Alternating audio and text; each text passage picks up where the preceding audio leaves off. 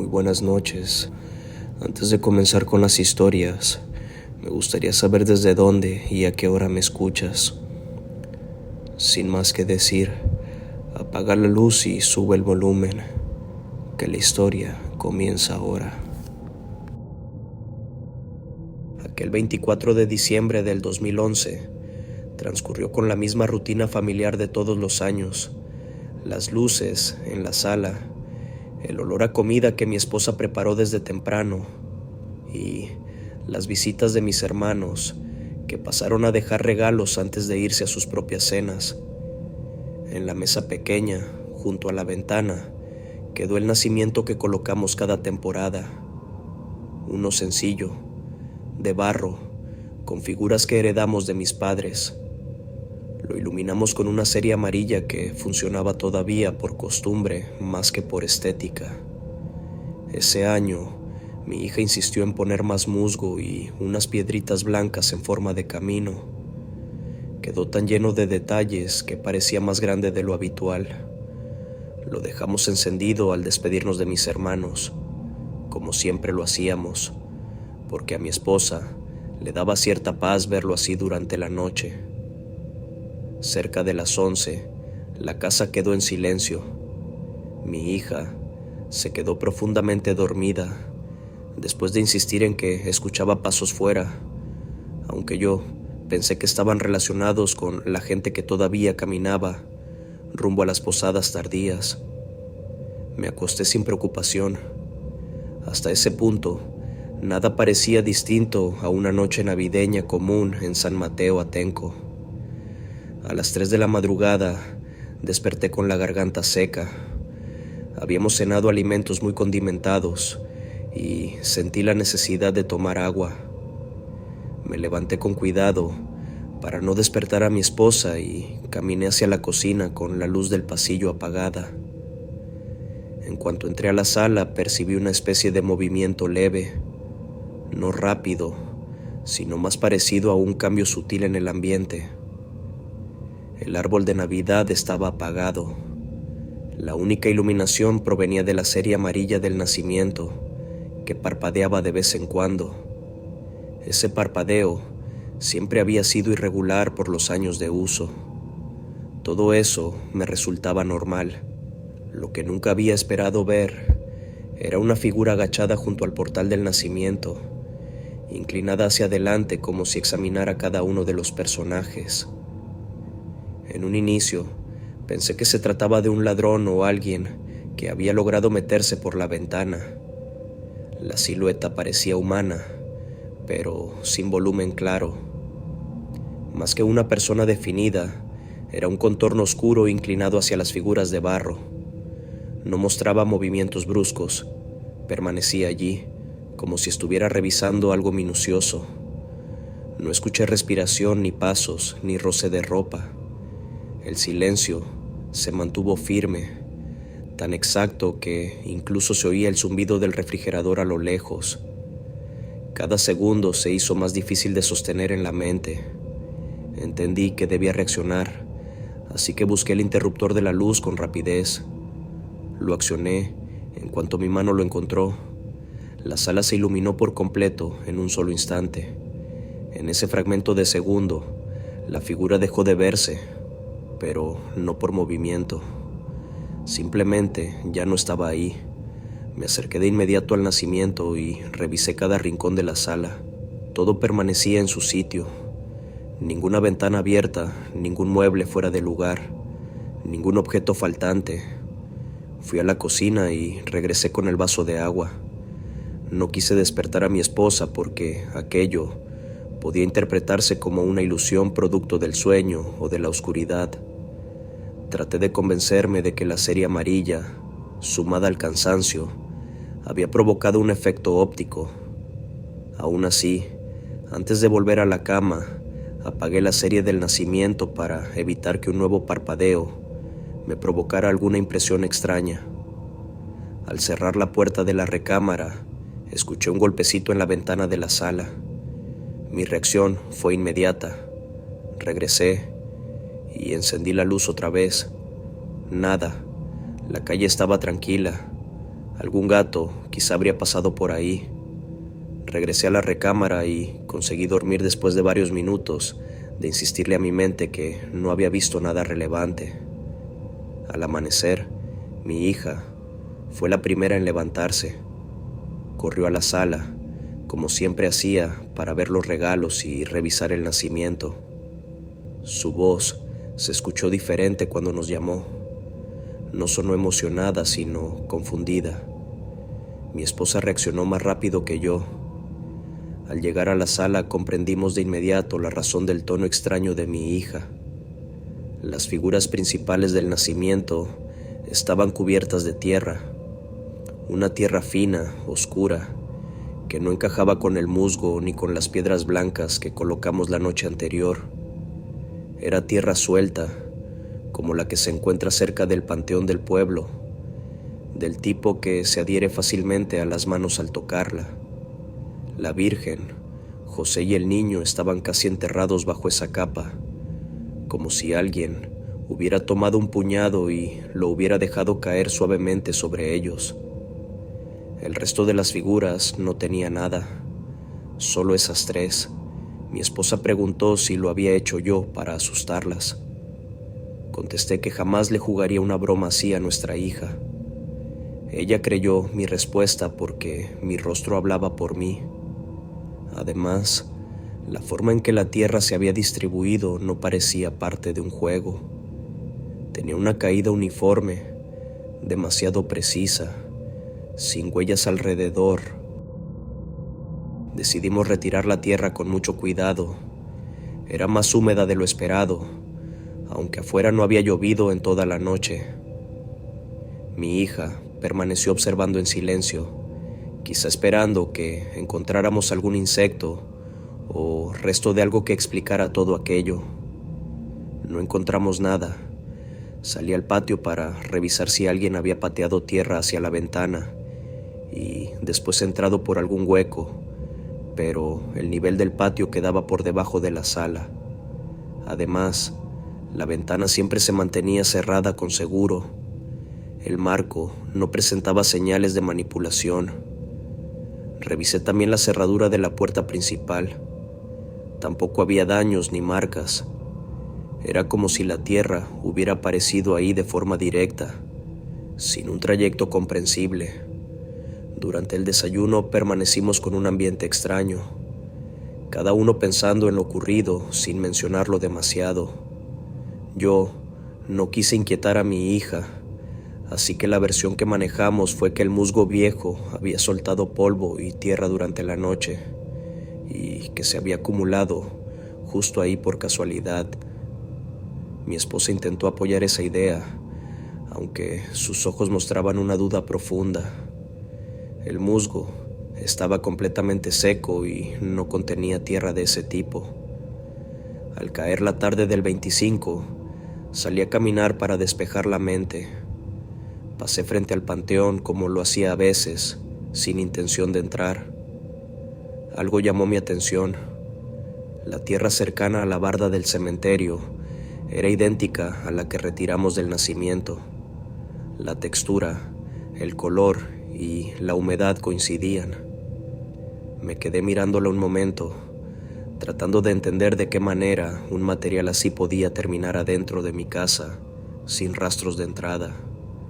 Pensé que quizá después de la cena, alguien pasó por ahí y metió tierra en la ventana sin que lo notáramos, aunque aquella teoría se hacía complicada por la altura de la ventana, la rejilla y la posición del nacimiento dentro de la sala. Esa noche, cuando el cansancio empezó a vencerme, repasé el momento en que vi la figura agachada. Recordé la postura inclinada. Recordé el ángulo exacto del rostro apuntando hacia las figuras principales. No parecía alguien interesado en robar. Parecía alguien más interesado en observar un detalle concreto del portal. Durante los días siguientes, mi esposa evitó encender la serie del nacimiento. Las figuras quedaron limpias, pero cada vez que alguien caminaba cerca de ellas, el ambiente adquiría un matiz difícil de describir. Una mezcla entre expectativa y cuidado extremo, como si el espacio reclamara atención. Mi hija, incluso, pidió cambiar el nacimiento del lugar para no verlo cada mañana al pasar a la cocina. Terminamos guardándolo antes del 28, algo que jamás habíamos hecho. Siempre permanecía afuera hasta enero. No volvimos a encontrar tierra en el interior de la casa. Tampoco escuchamos ruidos nocturnos. Aún así, cada Navidad desde entonces, reviso varias veces que todo quede cerrado y apagado antes de dormir. No porque crea en explicaciones extraordinarias, sino porque esa madrugada de 2011 dejó claro que existen situaciones que avanzan con precisión, sin buscar interpretación fácil y sin dejar huellas claras para entender su origen. La figura que vi junto al nacimiento no volvió a aparecer, pero la imagen quedó grabada de una manera que parece más reciente de lo que realmente fue. A veces, mientras ajusto la ropa del árbol o muevo una mesa, siento que alguien observa con paciencia el espacio donde solía estar colocado el portal. Y, aunque no muestre señales visibles, la memoria de aquella madrugada continúa firme, como un punto que se enciende cada diciembre cuando la casa vuelve a iluminarse con los adornos de temporada. Cuando compramos el árbol natural aquel diciembre de 2013, jamás imaginé que terminaría marcando la Navidad más inquietante de mi vida. Mi esposa y yo vivíamos en un departamento modesto en Portland, con una sala pequeña, una ventana enorme que daba a la calle principal y suficiente espacio para colocar el árbol junto a la calefacción. Elegimos uno fresco, con aroma fuerte a pino, recién cortado, perfecto para darle un toque más cálido al lugar. La tarde del 23 lo acomodamos. Pusimos las luces blancas y varias esferas que habíamos comprado en una tienda de segunda mano. Todo quedó listo y armonioso, como si el árbol hubiera sido elegido para ese rincón exacto. El 24 fue tranquilo. La cena, las llamadas con nuestras familias y un poco de música de fondo. Nada fuera de lo normal. Apagamos todo antes de irnos a dormir, excepto las luces del árbol, que dejábamos encendidas porque nos gustaba cómo iluminaban la sala durante la madrugada. Eran luces de buena calidad, sin fallas conocidas. No había aparato cerca, ningún dispositivo que pudiera activarse solo. Aproximadamente a las 2:30 de la mañana, escuché un sonido suave que me hizo abrir los ojos. No fue un golpe ni un crujido, sino algo parecido a un tarareo. Pensé que venía de la calle, así que me quedé acostado unos segundos esperando que se desvaneciera. Pero continuó, constante, como si alguien estuviera repasando un villancico antiguo. Me incorporé lentamente para escuchar mejor. El sonido provenía del lado de la sala, justo donde estaba el árbol. Mi esposa se movió a mi lado y me preguntó si yo también lo escuchaba. Respondí que sí. Ambos nos quedamos en silencio, esperando alguna explicación lógica. Pensé en la posibilidad de un teléfono viejo encendido, un reloj con melodías, incluso un juguete musical entre las cajas guardadas. Pero no teníamos nada con ese tipo de sonidos, nada que pudiera producir un canto así. Salí de la cama y caminé por el pasillo con cuidado para no alterar el origen del sonido. La sala estaba apenas iluminada por las luces blancas del árbol, que se mantenían estables, sin fallas, sin fluctuaciones. El canto seguía ahí, suave, casi infantil, con pausas muy medidas, como si quien lo producía tomara aire entre notas. Me quedé de pie unos segundos, intentando ubicar el punto exacto de donde provenía. La voz parecía surgir desde la parte trasera del árbol, justo del lado que quedaba pegado a la pared. Mi esposa llegó detrás de mí y se quedó inmóvil al escucharlo mejor. Ese tarareo tenía algo profundamente incómodo. No sonaba mecánico. Era demasiado orgánico, demasiado natural para ser un aparato. Mi esposa me preguntó si quizá algún vecino estaba usando un equipo de sonido con algo filtrándose por la ventilación, pero la dirección del sonido no coincidía con nada externo. Venía del árbol, casi desde el interior del pino. Dejé la calefacción apagada para escuchar con más claridad. Respiré hondo y di 3 pasos hacia el árbol.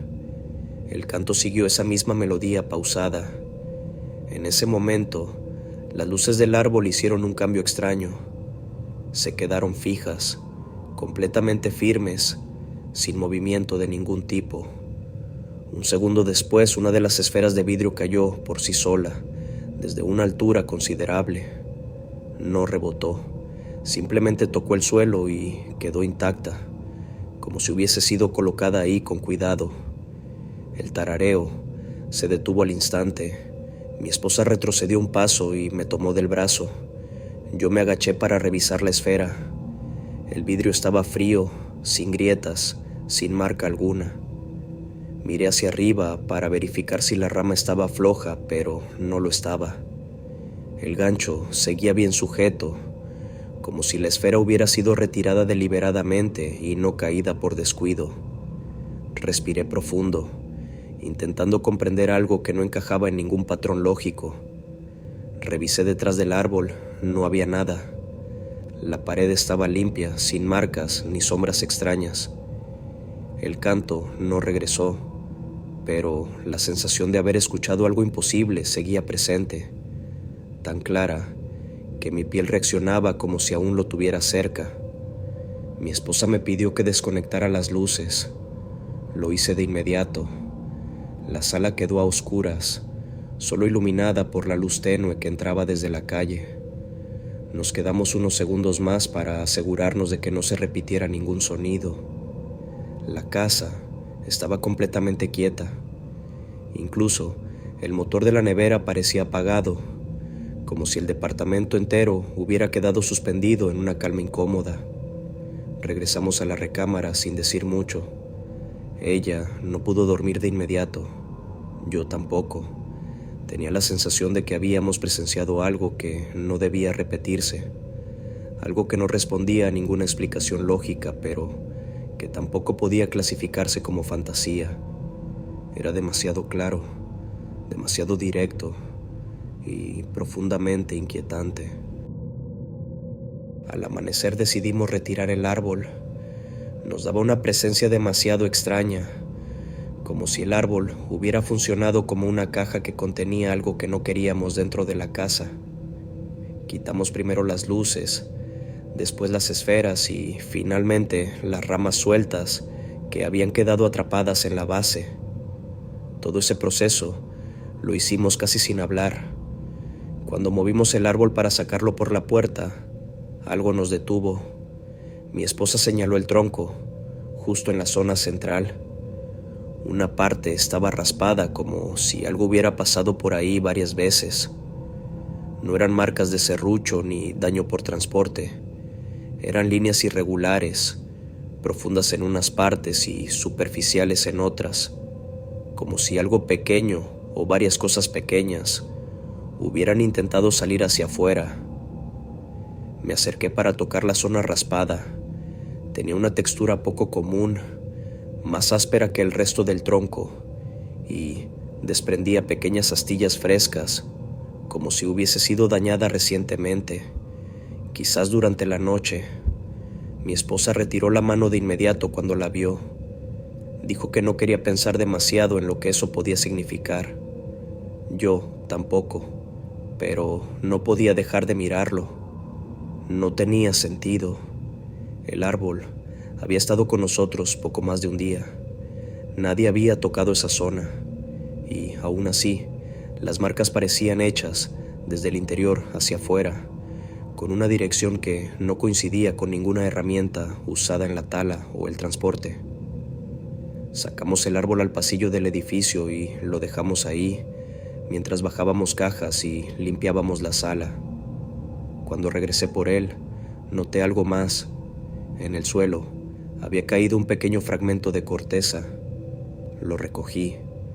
Estaba roto en un patrón extraño, como si hubiera sido separado con fuerza desde adentro. No le dije nada a mi esposa.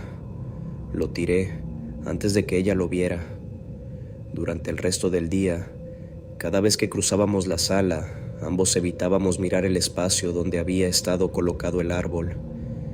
Era como si aquella esquina tuviera un recuerdo propio, una huella invisible que nos obligaba a avanzar más rápido. Mi esposa dijo que sentía la casa más silenciosa que de costumbre, como si algo hubiera dejado de estar aquí, pero no en un sentido tranquilizador, sino en uno más parecido a cuando un invitado incómodo se marcha sin despedirse. Esa noche dormimos con todas las luces apagadas. Ningún sonido extraño regresó, pero jamás olvidé el tarareo.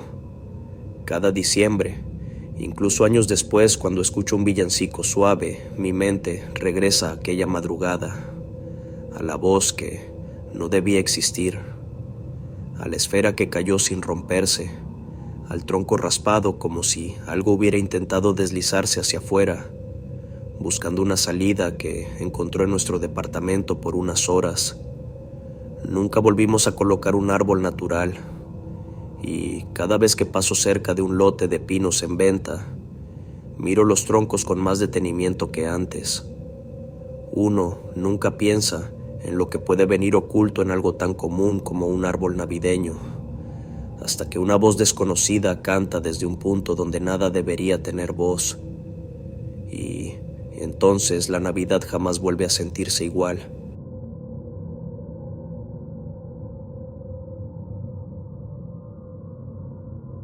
La madrugada del 25 de diciembre siempre es silenciosa en esta zona de Asturias, incluso más que cualquier otra noche del año.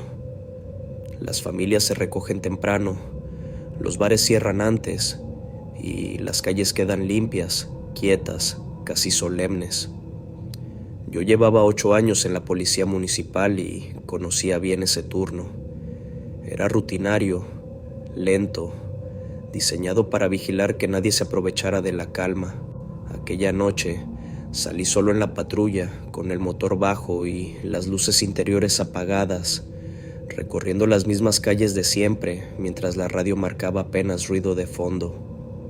A la 1:32 pasé por el barrio viejo, donde quedan varias casas cerradas desde hace décadas. Una de ellas, la del número 17, llevaba más de 15 años sin habitarse. Lo sabíamos porque figuraba en los reportes como inmueble en abandono, sin servicios activos y con denuncias antiguas por riesgo estructural.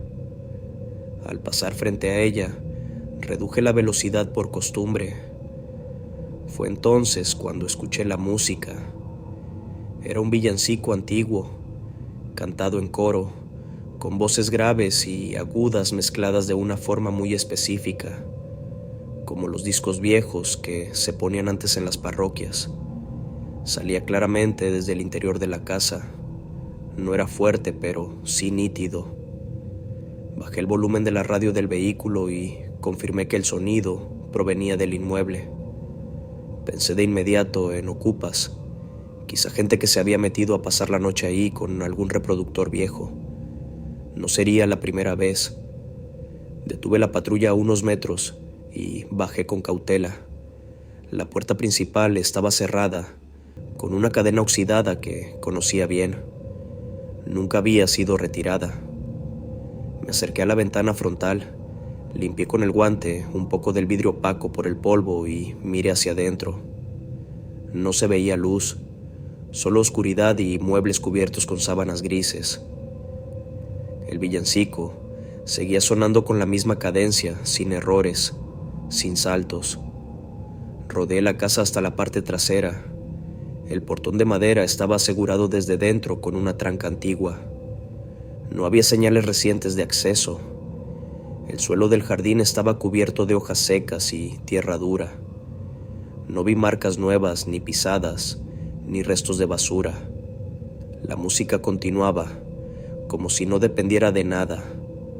Decidí pedir autorización por radio para ingresar, usando la llave maestra que llevábamos para inmuebles municipales en riesgo. Al volver a la patrulla para reportar, escuché el mismo villancico salir de la radio del vehículo. Me detuve en seco. La radio estaba encendida, pero en silencio, sin frecuencia asignada. La pantalla solo mostraba estática. Subí el volumen. El canto seguía, idéntico al que salía de la casa, con el mismo ritmo, la misma pausa exacta entre estrofas. Intenté cambiar de estación. Nada. Intenté apagarla. El sonido continuó durante 2 segundos más y luego se detuvo. Sentí un vacío raro en el estómago, una sensación de alerta difícil de explicar. Aún así, regresé a la casa. Abrí la puerta principal forzando la cadena con autorización registrada. El interior estaba completamente cubierto de polvo. Cada mueble, cada marco, cada superficie mostraba una capa gruesa, pareja, sin alteraciones. Caminé con cuidado y mis propias huellas quedaron marcadas de inmediato sobre el suelo. El villancico se escuchaba desde la planta alta. Subí los escalones despacio. El polvo en la escalera estaba intacto hasta que yo lo pisé. No había marcas previas. En el rellano superior, el sonido provenía de una habitación al fondo, la que daba a la calle. Abrí la puerta. Dentro había una cómoda antigua, una cama sin colchón y una radio vieja de perillas, conectada a nada. Estaba cubierta de polvo, excepto por la rejilla frontal, donde el polvo parecía más delgado, como si algo hubiera vibrado ahí repetidamente. La radio estaba apagada, las perillas en posición neutra, ningún cable conectado. El villancico se escuchó una estrofa más y luego se detuvo de golpe, sin desvanecerse. El silencio que quedó fue pesado, absoluto. Revisé toda la casa habitación por habitación. No encontré personas, ni señales de estancia reciente, ni restos de comida, ni velas, ni botellas. Todo estaba seco, viejo, inmóvil. Bajé y regresé a la patrulla con la intención de reportar lo ocurrido como incidencia anómala. Al encender el motor, la radio volvió a reproducir el villancico durante 5 segundos exactos. Después quedó en silencio definitivo. Grabé el reporte detallando hora, ubicación y circunstancias, cuidando cada palabra para que no pareciera exageración. Esa noche terminé el turno sin más incidentes, pero con una inquietud persistente que no se me quitó. Días después pedí acceso al archivo histórico del inmueble.